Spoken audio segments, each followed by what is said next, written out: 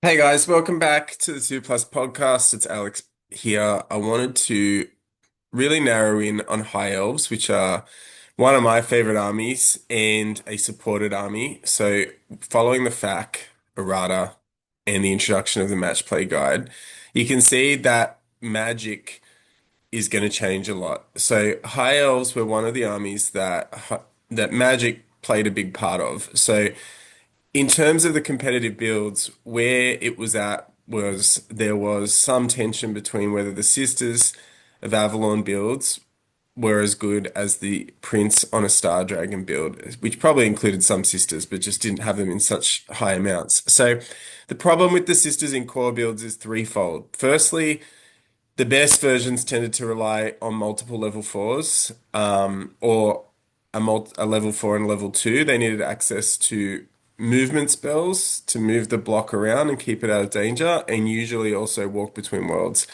to make it ethereal. On top of that, the high casting value before usually made those spells more reliably able to cast.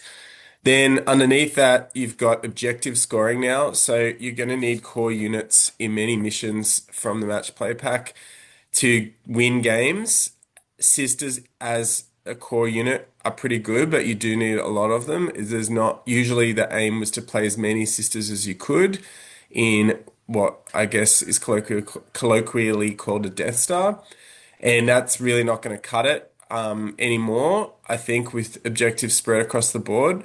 So there's the weakening of magic, there's the sisters in core, and I think there was a small change to, there's always been hits to skirmishes. So coherency was a big issue for that build, where you need to protect your flanks, and this idea about moving more than your movement value is one of the principles in the book, but rarely advocated. It's a game that I think sort of lacks obvious principles at the moment. But on top of that, you saw just that slight nerf to the battle standard bearer. There, you couldn't have it as the leadership nine character. That would now have to be your general, and that would precede being able to make it the battle standard bearer. So essentially, if you're going to play the Sisters in core, you have to have the Handmaiden as your general. The Handmaiden is leadership eight. You are capped at leadership eight only characters, which means you can't take any nobles, and you certainly can't take any princes. So what I believe is we're now at a point where the Star Dragon Prince is the norm in the metagame. This might sound really narrow. I don't think it is. I think it is just a case that after playing some games in this format, I've come back around to that you need 50% characters for some armies, and particularly the elven armies. That's where your hammers are. For elves, your big hitters are just your monster riding characters. And that's just because you can't get strength six anywhere else. A lot of other armies are getting strength six just from core units who have strength four and great weapons. We are getting them from bolt throwers, which are wildly vulnerable after a great run through every edition and a mainstay of every list. Um, I can't remember if they're toughness six or toughness seven, but two wounds on a bolt thrower and that repeater shot is really unreliable in this format. So bringing an 80 point strength six one shot ballistic skill four hit is really not worth your time. And you're going to have to rely on other things that are mostly capping out as strength five. So the Star Dragon at strength seven with its with its stomps and usually with its the Lord getting up to strength six with some combination of lance or great weapon or something else even, I think is just the most competitive thing and most playable thing if you're looking to play to win at the moment. Beneath that, I would say I'm a huge fan of the Griffin Rider. I've played it in tournaments before and it's done very well for me. I think there's people around the world who use it, especially as a battle center bearer, and I think while it's not as good, just having five wounds and being out of that D3 plus one hit range is a big deal. On top of that, it's been pointed out in the Discord for High Elves that the Griffin Rider with a great weapon is hitting at the same initiative value as the Griffin, whether that's on the charge at eight or in combat at five. So those attacks coming simultaneously helps with these new rules that certainly affect the dragon, where a champion who's killed by the rider is not going to be hit by the mount, meaning you lose a lot of overkill and combat resolution. So I tend to think, Frost Phoenix is great as well in some ways, not a dragon, but probably better than a griffin in many ways. Um, maybe comparable to a griffin in different ways. But I think that you're looking at your mounted monsters being a mainstay of high elves, which I think is great. Like that's sort of thematic is one of the reasons I like to play them and the aesthetic that you have on the table. So where does that leave Magic? Well, I think that yeah, the multiple level fours are definitely gone. It doesn't leave a lot of points in 2000 points if you want to run beyond the Star Dragon. Some people may say, well, what about putting an Archmage on a dragon? I'm probably going to argue from a few different angles. I don't really like that approach. In this, I think also playing two dragons is only for the people at the peak or apex of competitiveness. It's one of the more feels bad things that if you're playing in real life, a lot of people come to events that aren't as competitive, and being rolled by two dragons has a really visceral, or they have a really visceral disgust response to that happening. It certainly happened in my area.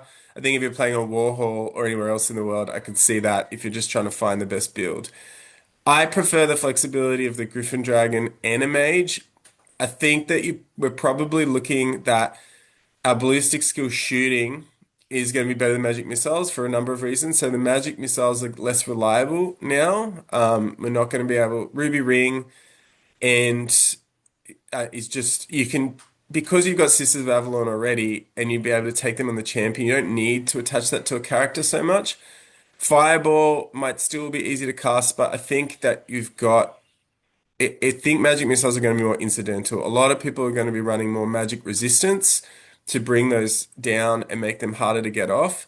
And I think that instead, ballistic skill shooting may, when it's as good as we've got it, may be better. So with Sisters of Avalon, who I think are the best in the game because Way Watchers need to take that Waystalker to play them. I think with them being able to take Ruby Ring or Bow of the Seafarer, you're already well set up with your non-core, non-character points. And then beneath that, I'm finding because the high elf units cost so much that you really need them to be flexible and you're going to want a lot of them to have shooting as well. You're going to find with objectives that there are now lots more lower toughness, lower armored targets that are going to make those that arrow fire a lot better. Beyond that, our early games are showing that cavalry units, fast cavalry units, are some of the best at taking objectives, and it's missile fire that is really all that can take them down in this format because nothing else seems to be able to catch them in combat.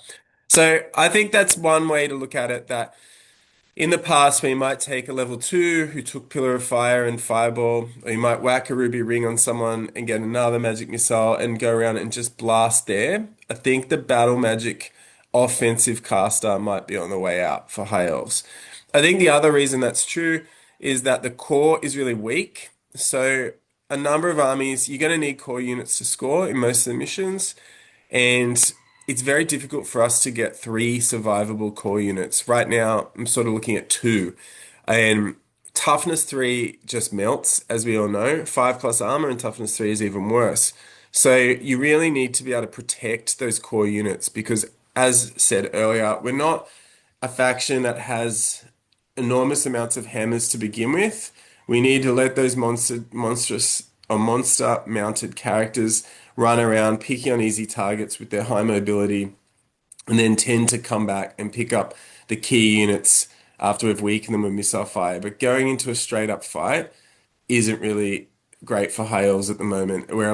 I feel like we play a lot more like wood elves than we might want to, with the infantry, the specialized infantry just not being worth the buck given how many points they are and that you need core units to score. So maybe there's a Crace list, but Phoenix Guard, didn't mind them in a game I played the other night, but they were more useful for being drilled than they were for the actual damage they did or their ability they couldn't score on objectives.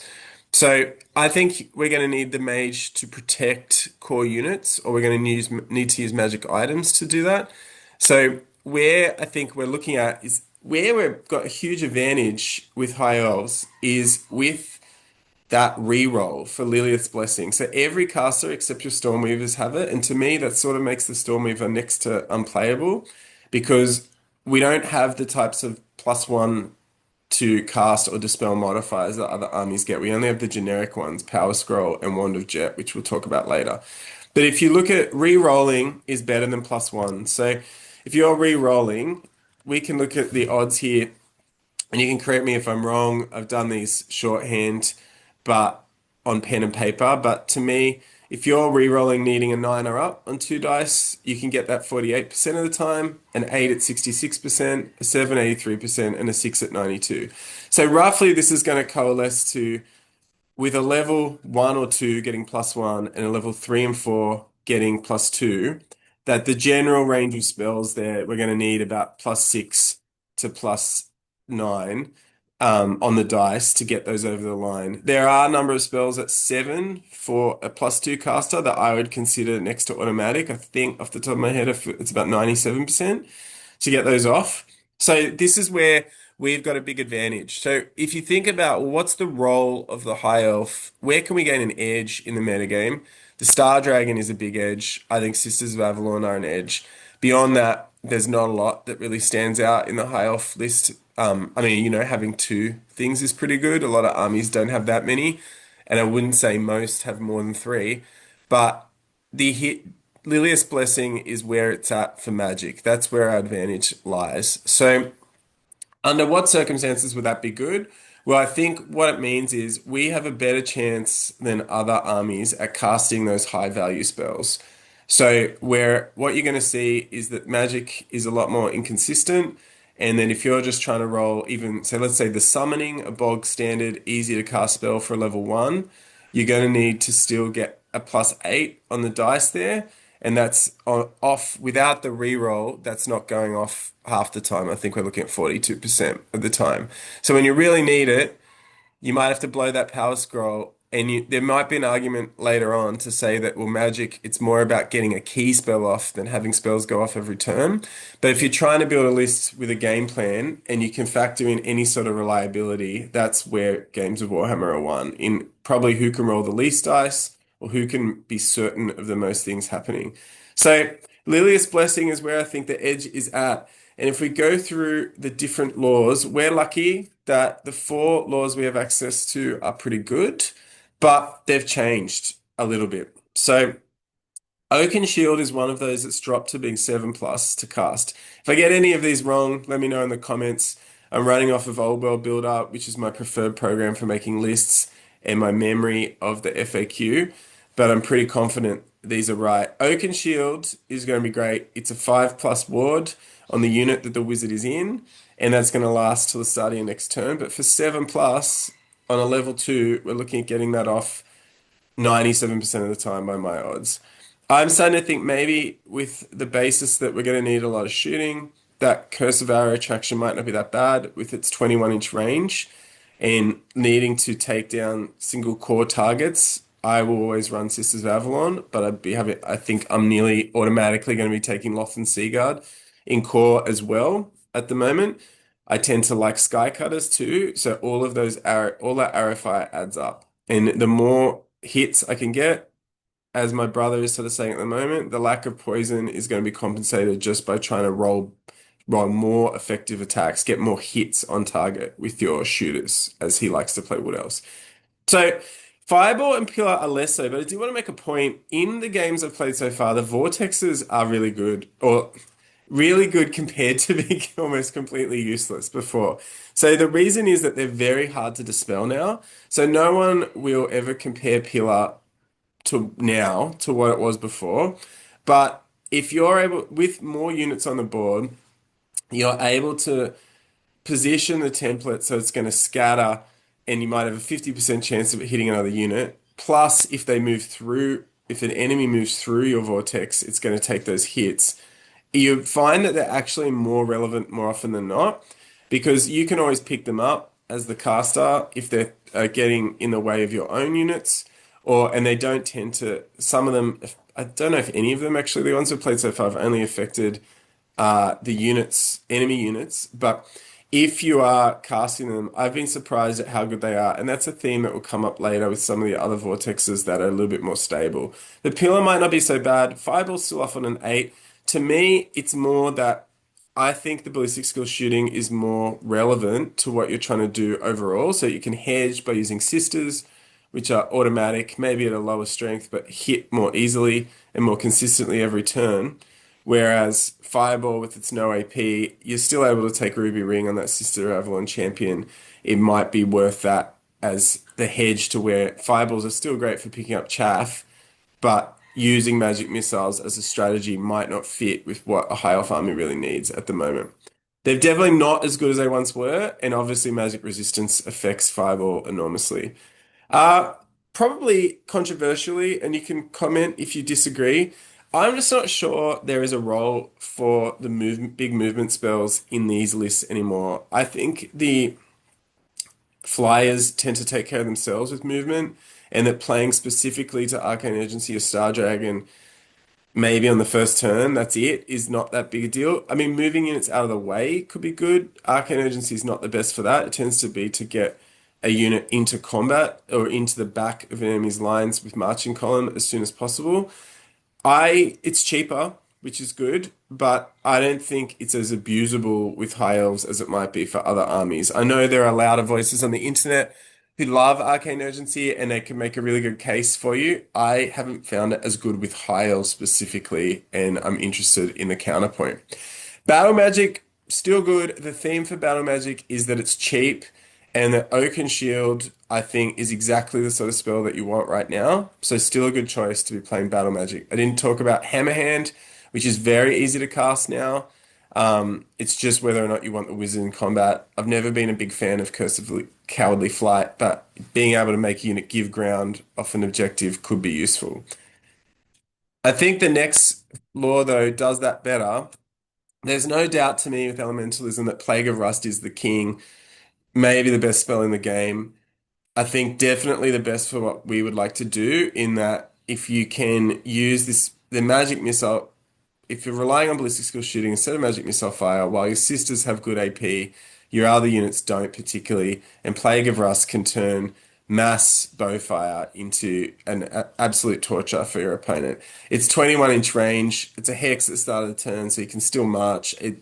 There's nothing not to like about it. It's only cast on a 9, so it's for a level 3 or 4. It is quite doable most of the time. So I think that's the number one reason to take elementalism. It's probably the reason why this is the best all comers.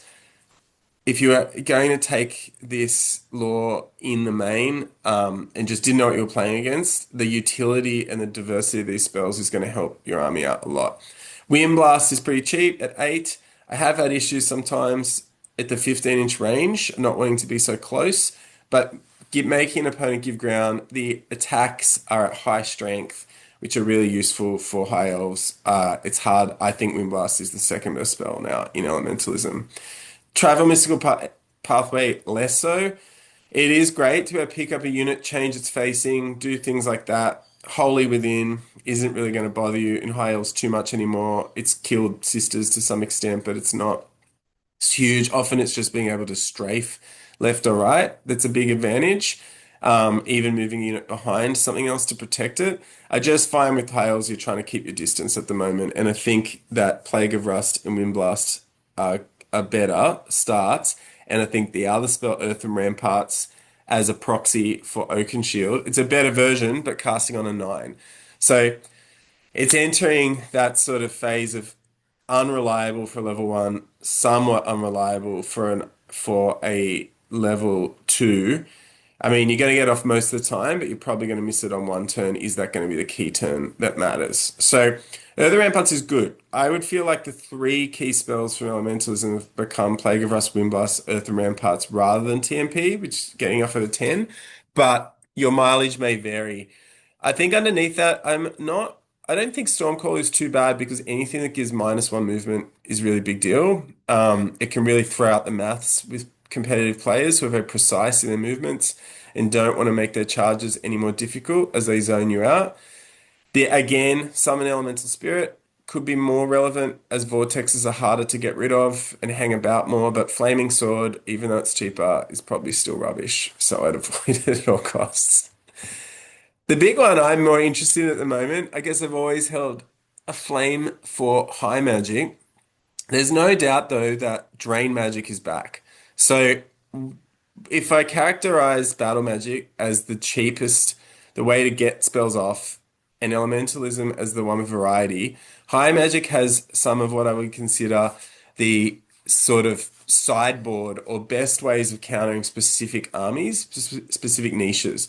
So if you're up against, say, a Dark Coven or Mortuary Cult list, Drain Magic is going to be pretty good because if they have multiple small casters or just multiple casters, you can now get in range and you need to be 24 inches. If they're level 1 or 2, they're 18 inches away from you.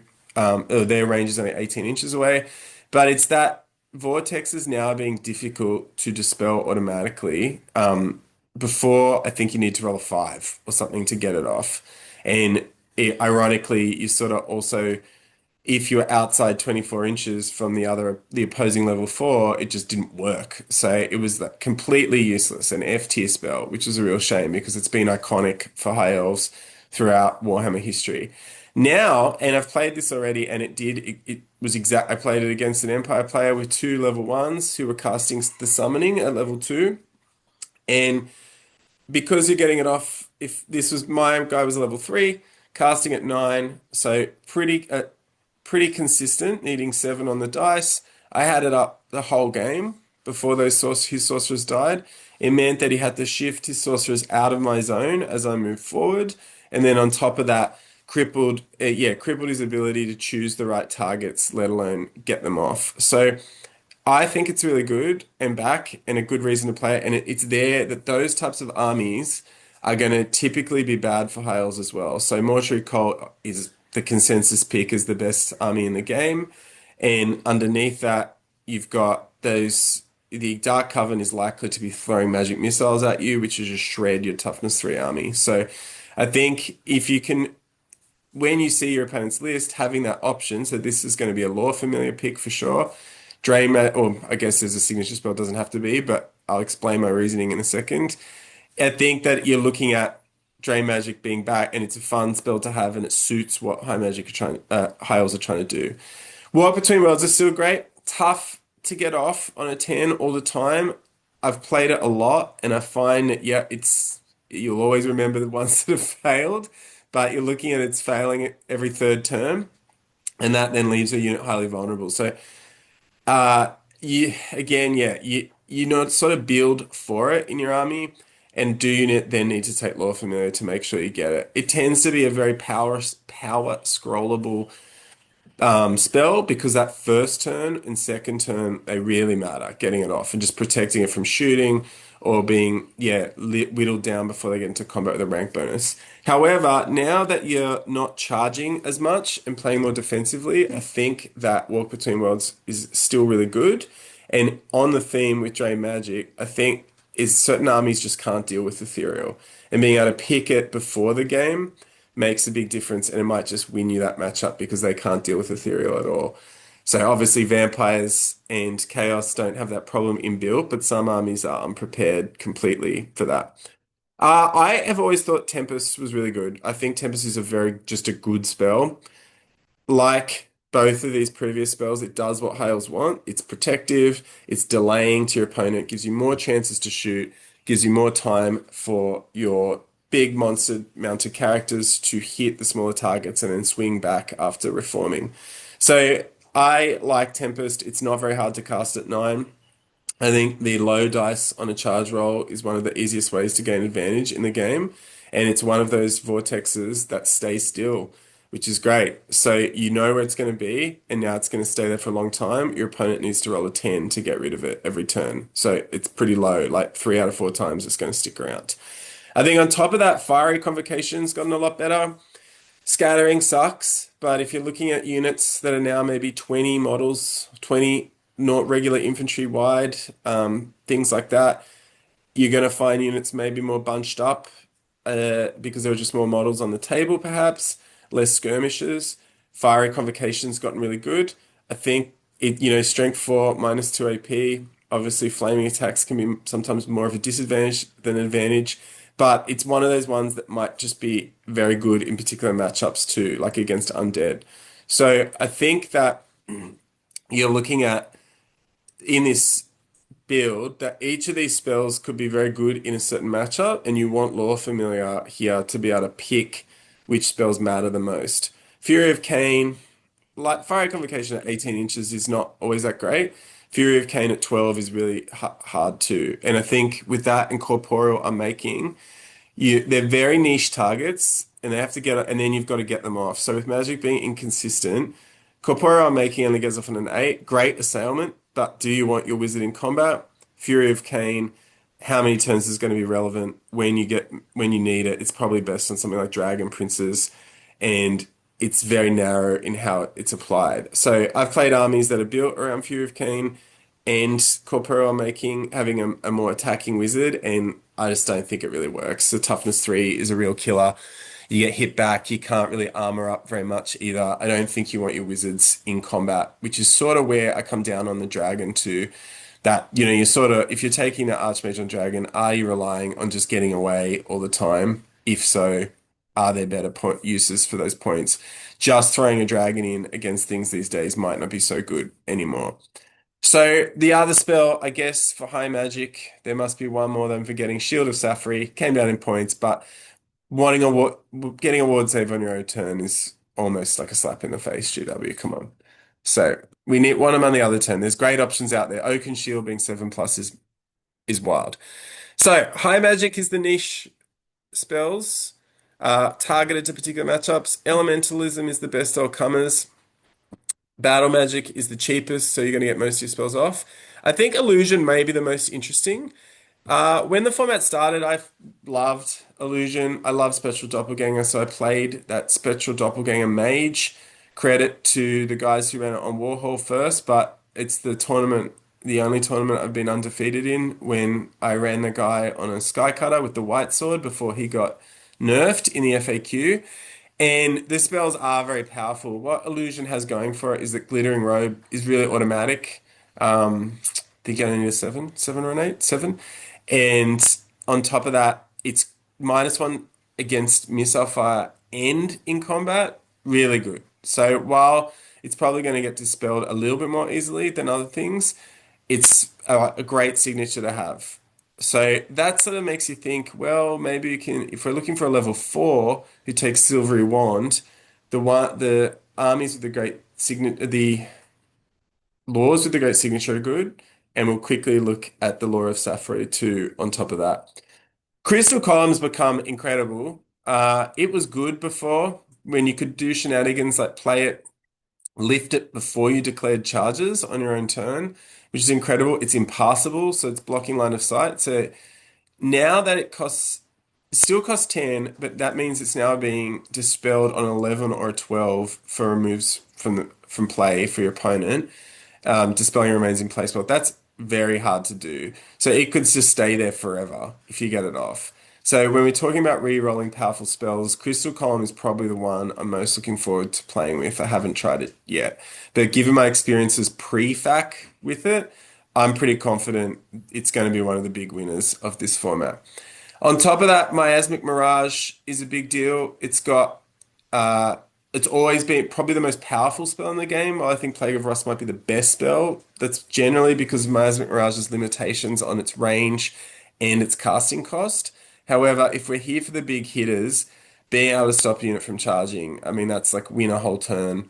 Really, many armies are relying on, 2 or 3 units in their roster getting off a key charge on a key turn. Spells being at the point of spells being at the right place at the right time. Miasmic Mirage has won more games for a lot of people that I know than any other, really. So I think if you're looking at Glittering Robe, Crystal Column, Miasmic Mirage is automatic. Confounding Convocation got a lot better. Stupidity got a lot worse, is probably more the way I would say it. So while a leadership test is pretty easy for some armies, stupidity is so bad now that it might be just worth throwing out there. Mind Razor, similarly, not very good, but if they fail the leadership test, it's really good as a magic missile. So to me, this law could be one of the better ones to just roll the dice on if you plan on taking, say, a level 4 or Silvery Wand and you don't want to use Law Familiar because you want to use another arcane item, for example. Spectral Doppelganger, sadly, doesn't really have much of an application. Um, I always thought the odds for rolling it were pretty good before. I mean, you're definitely going to want at least a power scroll. Maybe there's a Star Lance build with the mage that you can use, but I think that it's not White Sword anymore, where you're going to win the game if you go and kill their dragon with it and get a couple of monster slayers off on it, or you're going to do a lot of strength 6 attacks at AP -2. But I think that in general, Spectral Doppelganger isn't a reason to be running it. And again, it goes back to, well, how are we playing High Elves with the monster mounted characters and the shooting? So, and the mobility, I should say. So I think really there's nothing like, if Spectral Doppelganger is one of the worst spells, it's a pretty good lore. And I think it suits that if you're going for power, this is where it is. So if you really want to maximize Lileath's blessing, illusion is the most powerful in my mind. High magic is the most targeted. Elementalism is the most flexible, and battle magic is the most common, which sort of makes sense for the way the theme has been put together. So to wrap it all up, what I think conclusions, I think like where I'm at is that at the moment, the best way to play, this is 2,000 points, is that a single level 3 with Lore Familiar is the best way to go. So for me, I'd be looking at what's the most protective spell I could get? Oaken Shield, Earthen Ramparts, Glittering Robe, and then Walk Between Worlds. I'd be looking at what am I doing? Where's my way of delaying my opponent? So, in Illusion, you're getting Crystal Column, Tempest in High Magic. Can you push back with Wind Blast? And can is Curse of Arrow Attraction going to help with the shooting and whittling down in Battle Magic? I've sort of gone through each of them. I don't think the movement spells are as good. I think the vortexes are a little bit better, but typically in each faction, I think there's three. So the points that you save from dropping from a level 4 to level 3, you get that Lore Familiar in, and now you're picking three spells that maybe you've got like a 2/3 to 3/4 of a chance of going off. I'd aim for defensive spells and probably steer away from magic missiles unless I didn't have anything better, where maybe Fireball is good in battle magic. I think Wind Blast is there as more of a utility spell. As while the magic missile side is good, the 2 inches pushing back is also really good. So I am playing it on foot in Lothern Seaguard at the moment. So my default builds, Prince on Dragon, as protected as I can make it, typically playing under 500 points in most of these events. I like the Griffin, again, as protected as I can make it, but with the Battle Center Bearer. It's elite. In beneath that, I like Sisters, 2 units, one with Ruby Ring, one with Bow the Seafarer. To me, and this is to taste, but two Sky Cutters I feel is the best use of points. Otherwise, people might be looking more into that special points. At this stage, I still like the Sky Cutters bringing the bows, just being hard to kill and getting around on the flanks and throwing their way into the combats that sort of coming along with the mounted characters. That sort of leaves the problem of core for me. And I think I'm just looking at utility. Like Spearmen, yep, I can see them sitting on objective, but if they're not going to do anything, they're still toughness 3, 5 plus. I like Seaguard already, and the shooting, I haven't found it too difficult. Their shooting's not great. I've actually been a little bit underwhelmed by Razor Banner, but otherwise, being able to take the Seaguard Elven Honor for free and putting it in the unit so it's got naval discipline and a warbow and the unit just operates seamlessly, especially with Walk Between Worlds. If you have that, I think that's quite good, and that's taking up about half of my core points to 60% at this stage. I'm having trouble sort of moving them between, do you take 2 units of fast cav like Reavers? I didn't like the block of Silver Helms that I ran alongside the Seaguard. I think I need them to just be more distant. So to me, it's going to be either archers, a block of archers, like with full command, like maybe 15 of them or something, or a bigger unit of Reavers and looking to sort of protect them and make them more able to just sort of stay out of fire at all, if possible. So it doesn't give me a lot of places to put the mage. Maybe you could put it in your Reavers, but the way I think I'll be playing Reavers is to keep them out of trouble until I need to score. So I think the best place to put it is on foot in the Seaguard unit in the center of the board. And so you're shooting, you're dispelling, and you're able to broadcast that range if you need to. I don't think at the moment I've got a better answer, but I'm interested to see what you think if you put it in the chat. Beyond that, I think power scrolls are going to be essential. Once I've done the 500-ish point dragon, the 275 point griffin, prince, the mage can tend to fit in 1 to 2 power scrolls on top of that. So I think that matters a lot, especially if you're running high magic or illusion. You're going to need those for the critical turns that you want to cast spells. The other laws tend to be you're trying to cast those spells every turn. Um, High magic, particularly walk between worlds, it's critical when you get that off. And Miasmic Mirage in illusion is critical when you get that off too. So power scrolls. Lord Familiar, sadly, is in the same slot as one of my favorites, Wand of Jet, but otherwise we've got no way really to add +1 to cast or dispel.